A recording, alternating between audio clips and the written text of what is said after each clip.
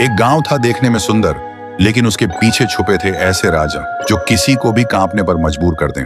उस गांव का नाम था ढोलपुर, जहां के लोग कहते थे कि आधी रात को अगर तुम्हें ढोलक की आवाज सुनाई दे तो समझ लेना कि थुंग थुंग आ गया है। थुंग थुंग कोई आम इंसान नहीं था। उसके चेहरे पर अजीब सी मुस्कान, आंखें बड़ी बड़ी जिन्हें देखकर कोई भी डर जाए, और हाथ में एक पुरानी ढोलक। रात के ठीक 2 बजे वो गांव की गलियों में घूमता और अपनी ढोलक बजाता। आवाज सीधी कानों से दिल तक उतर जाती, धीमी, डरावनी और लगातार। गांव के लोग ढोलक की आवाज सुनकर कांपने लगते, क्योंकि जिस घर के सामने वो रुककर ढोलक बजाता, उस घर के लोग अगले दिन कोई बीमार पड़ जाते या किसी की मौत हो जाती। फिर एक रात गांव का एक लड़का रघु सो रहा था, तभी ढोलक बजने लगी। ढोलक की आवाज से उसकी नींद टूट गई। वो गुस्से से हिम्मत जुटाकर उसके पास गया।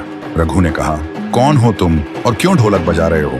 वैसे ही ढोलक बजनी बंद हो गई। थुंग थुंग धीरे धीरे मुड़ा। रघु ने देखा उसके चेहरे से सैकड़ों चीखों की आवाज निकल रही थी, लेकिन तभी फिर से ढोलक अपने आप बजने लगी। और उसके बाद से रघु को किसी ने गांव में कभी नहीं देखा।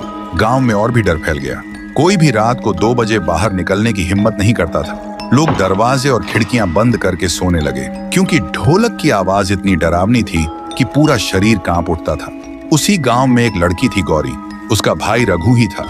उसने कसम खाई थी, मैं पता लगाऊंगी कि मेरे भाई को थुंग थुंग कहां ले गया। सुबह गौरी गांव के एक बुजुर्ग के पास गई और उसने पूछा, दादा, थुंग थुंग कौन है?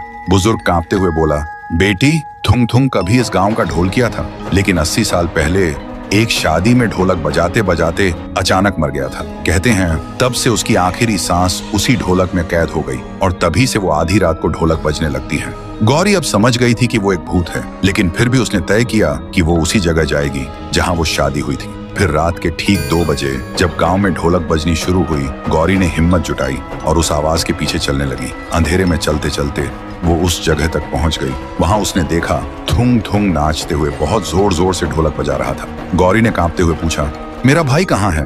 थुंग थुंग अचानक रुका। उसकी आंखें जलने लगी और ढोलक अपने आप बजने लगी। तभी ढोलक के अंदर से एक चीख सुनाई दी।